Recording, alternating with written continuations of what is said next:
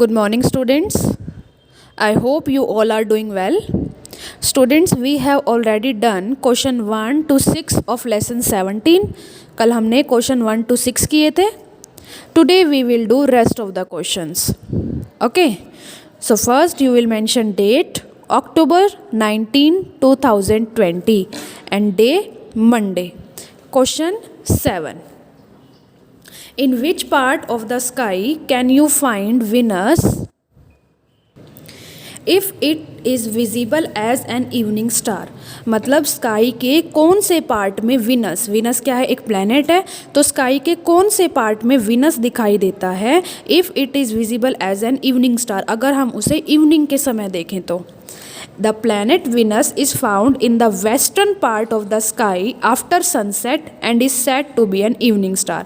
Sunset के बाद मतलब जब सूरज डूब जाता है तब हमें विनस वेस्टर्न पार्ट में दिखाई देता है. Okay, and is said to be an evening star, और जिसे हम इवनिंग स्टार कहते हैं. The planet Venus is found in the western part of the sky after sunset and is said to be an evening star. Question 8. Name the largest planet of the solar system. Solar system में सबसे बड़ा planet कौन सा है, उसका नाम बताओ. Jupiter is the largest planet of the solar system. हमारे सौरमंडल का सबसे बड़ा ग्रह कौन सा है, Jupiter. Question 9. What is a constellation, name any two constellations. Constellation क्या होता है और किन्हीं दो कॉन्स्टलेशन के नाम बताओ. Answer, the group of stars that forms a recognisable pattern in the sky is known as a constellation.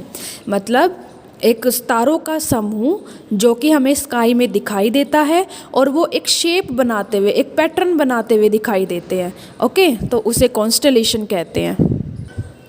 Two constellations are Ursa Major and Orion. दो कॉन्स्टलेशन कौन से हैं, उर्सा मेजर और Orion. The group of stars that forms a recognisable pattern in the sky is known as a constellation. Two constellations are Ursa Major and Orion. Question 10. Draw sketches to show the relative position of prominent stars in. First is Ursa Major, मतलब आपको एक sketch draw करना है जिसमें आपको stars की position बतानी है. तो आपको पहले उर्सा मेजर ड्रॉ करना है. ओके, तो उर्सा मेजर का डायग्राम देखो आप. कितने स्टार्स होते हैं उर्सा मेजर में, 1 2 3 4 5 6 7 स्टार्स होते हैं. Ursa Major seems to like a Big Dipper. Ursa Major जो होता है वो एक बिग डीपर की तरह दिखाई देता है. There are 4 stars in the bowl of the dipper. जो स्टार, 4 स्टार मतलब 4 स्टार्स होते हैं डीपर के बाउल में.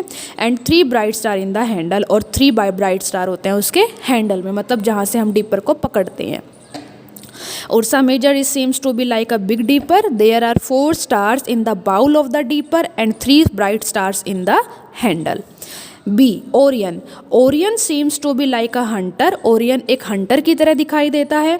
The 3 bright stars appear to the belt. Orion के जो 3 bright stars होते हैं वो बेल्ट पे दिखाई देते हैं. देखो यहाँ पे 3 bright star दिखाई दे रहे हैं ना एक लाइन में. While 5 bright stars are arranged in the form of a quadrilateral. और 5 bright stars जो होते हैं वो quadrilateral की फॉर्म में अरेंज होते हैं. ओके, तो Orion seems to be like a hunter.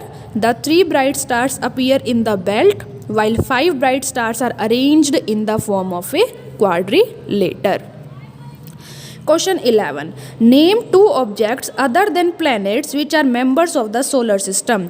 आपको 2 ऑब्जेक्ट्स के नाम बताने हैं जो ग्रह से अलग हैं लेकिन वो सोलर सिस्टम के, हमारे सौरमंडल के मेंबर हैं. वो ग्रह नहीं है लेकिन वो सौरमंडल के मेंबर हैं.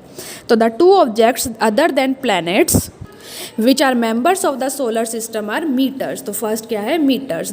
These are small celestial objects that are seen as bright streaks of light in the sky. तो meters जो होते हैं वो छोटे छोटे ऑब्जेक्ट्स होते हैं जो कि एक ब्राइट स्ट्रीक्स मतलब अपने पीछे एक स्ट्रीक बनाते हुए चलते हैं. ओके, स्काई में. और asteroids, these are the collection of a huge number of small objects, gases and dust revolving around the sun. Asteroid जो होता है वो कलेक्शन होता है छोटे छोटे ऑब्जेक्ट्स का, गैसेस का, डस्ट का, जो कि सन के चारों ओर घूमते रहते हैं. ये प्लैनेट्स नहीं होते. Okay, meters. These are small celestial objects that are seen as bright streaks of light in the sky. Asteroids, these are the collection of a huge number of small objects, gases and dust revolving around the sun. These are not planets. Okay, so students, your homework is do question 7 to 11 in your science fair notebook. Thank you.